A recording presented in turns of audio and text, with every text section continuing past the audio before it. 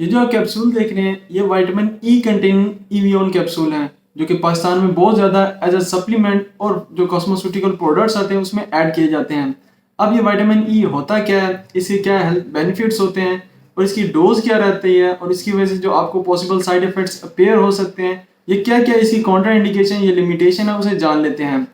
तो vitamin E जिसे हम टोकोफेरोल भी कहते हैं एक फैट सॉल्युबल विटामिन है जिसे यूज करवाया जाता है एज एन एंटीऑक्सीडेंट और एंटी एजिंग के तौर पर,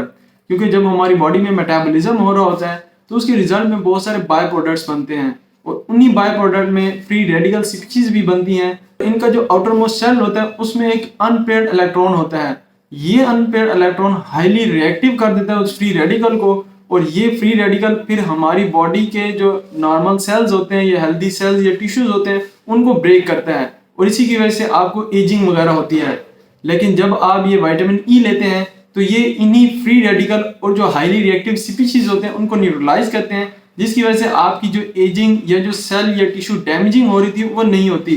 और इसी वजह से विटामिन ई ये जो इवियोन के सप्लीमेंट्स आते हैं उनको यूज करवाया जाता है अगर आपने अपनी स्किन को रिपेयर करना हो, स्किन हेल्थी करनी हो या स्किन में ग्लो को लाना हो, स्किन हाइड्रेट करनी हो, उसमें यूज कर सकते हैं। इसके अलावा अगर आपके फेस पर बहुत ज्यादा फाइन लाइंस हो, रिंकल हो, दाग धब्बे हो या एक्ने स्कार्स हो गए हो तो आप इस इवियोन कैप्सूल को एज अ ओरल सप्लीमेंट्स भी ले सकते हैं या जो आपकी ब्यूटी क्रीम वगैरह उसमें मिक्स करके फॉर्मुलेशन बना के भी यूज कर सकते हैं।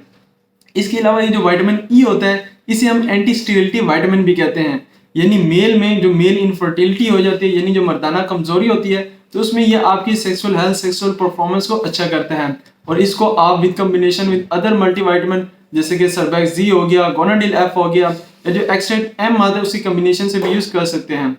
इसके अलावा आप विटामिन ई को अपने बालों और नाखूनों को थिक करने के लिए, उनको स्ट्रॉन्ग करने के लिए, अपने हेयर ग्रोथ करने के लिए भी इस्तेमाल कर सकते हैं अपने शैम्पू वगैरह में या डायरेक्टली भी अप्लाई कर सकते हैं। इसके अलावा आपकी आईज के अंडर जो डार्क सर्कल बन जाते हैं उसमें भी आप विटामिन ई के जो कैप्सूल होते हैं वो यूज कर सकते हैं। इसके अलावा विटामिन ई को फीमेल में जो प्री मेंस्ट्रुअल सिंड्रोम होता है यानी उनको मेंसेस से पहले जो टेंशन, डिप्रेशन या एब्डोमिनल पेन होता है उसके रिलीफ के लिए भी यूज करवाया जाता है। इसके अलावा विटामिन ई को एनीमिया यानी अगर आपको खून की कमी हो, डिमेंशिया यानी आप चीज़ों को बहुत ज़्यादा भूलने लग जाते हो, आपने अपने इम्यून सिस्टम या नर्वस सिस्टम को स्ट्रॉन्ग करना हो। इसके अलावा जो फैटी लिवर के जो पेशेंट होते हैं या जिनको कोलेस्ट्रॉल या ब्लड प्रेशर का इशू होता है या इवन कैंसर के जो पेशेंट होते हैं उनमें भी इन एंटीऑक्सीडेंट जो सप्लीमेंट्स होते हैं, विटामिन ई हो गया, विटामिन सी हो गया, उनको भी रिकमेंड करवाया जाता है।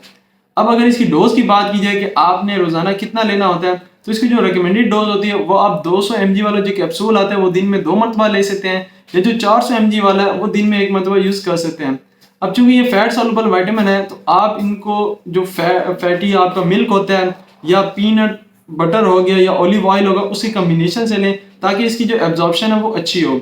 अगर इसके पॉसिबल साइड इफेक्ट्स की बात की जाए तो इसके जो सबसे ज्यादा साइड इफेक्ट्स होते हैं वो आपकी जीएटी साइड इफेक्ट्स होते हैं, जिसमें आपको नोजिया हो सकता है, वोमिटिंग हो सकती है, डायरिया हो सकता है। इसी वजह से आपकी किडनी प्रॉब्लम भी रेज हो सकते हैं। और इनको जो फैट सॉल्युबल विटामिन होते हैं इनको लंबे अरसे तक प्रिस्क्राइब नहीं किया जाता। आप इसको तकरीबन 20-25 दिन तक यूज करें, उसके बाद इसको क्विट कर दें, फिर उसके बाद दोबारा से स्टार्ट कर दें। और अगर बात की जाए कि ये प्रेगनेंसी में सेफ है तो वैसे तो ओवरऑल ये सेफ है, लेकिन आप इसे प्रिकॉशनली प्रेगनेंसी के आफ्टर 3rd मंथ से इसको यूज करें और लैक्टेशन में भी आप इसे यूज कर सकते हैं। So that's all about of this vitamin A. अगर आपका कोई भी क्वेश्चन हो तो आप मुझे कमेंट बॉक्स में पिन कर सकते हैं। Thank you, signing off.